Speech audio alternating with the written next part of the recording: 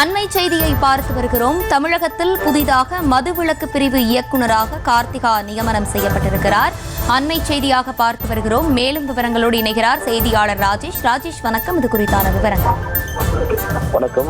தமிழகத்தில் புதிதாக மதுவிலக்கு பிரிவினுடைய அந்த புதிய இயக்குநராக நியமனம் செய்யப்பட்டிருக்கின்றது.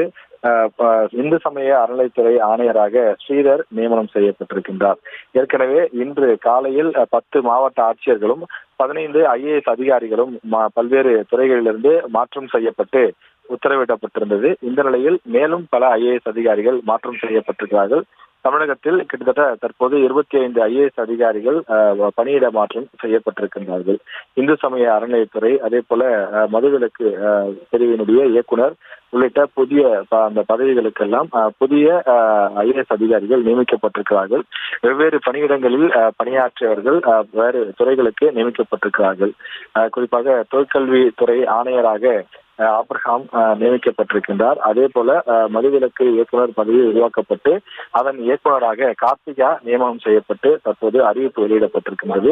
ஜவுளித்துறை ஆணையராக IAS அதிகாரி ஜெயகாந்தன் நியமனம் செய்யப்பட்டிருக்கின்றார். ஜெயகாந்தன் பொறுத்தவரையில ஒரு மூத்த IAS அதிகாரி. அவர் பல்வேறு துறைகளில் பணியாற்றி இருக்கக்கூடிய அனுபவம் கொண்டவர். அவர் தற்போது இந்த ஜவுளித்துறைக்கு பணியிட மாற்றம் செய்யப்பட்டிருப்பதாக தகவல் வெளியிடப்பட்டிருக்கின்றது.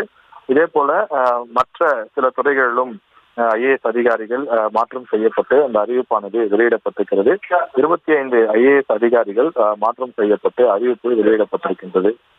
குறிப்பாக doctor Shankar Tamil Nadu text book education service அவர் பணி நியமனம் செய்யப்பட்டிருக்கின்றார். அதே போல மகேஸ்வரி IAS, ராமன் IAS உள்ளிட்ட சிலரும் பணியிட மாற்றங்கள் செய்யப்பட்டிருக்கிறார்கள். வள்ளலார், திரு தீபக் ஜாக்கப் உள்ளிட்டவரும் இந்த பணியிட மாற்றத்திலே முக்கியமானவர்களாக பார்க்கப்படுகிறார்கள். தமிழகத்தை பொறுத்தவரையில பல்வேறு மாற்றங்கள் செய்யப்பட்டு வருகின்றது.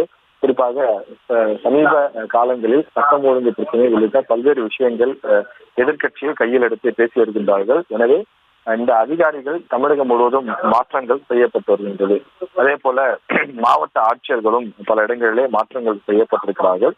அந்த வகையில் தமிழ்நாட்டில் ஒரு குறிப்பிட்ட துறை என்றல்லாமல் பல துறைகளிலும் இருக்கக்கூடிய IAS அதிகாரிகள் மாற்றப்பட்டு வெவ்வேறு பணியிடங்களுக்கு மாற்றப்படுகிறார்கள்.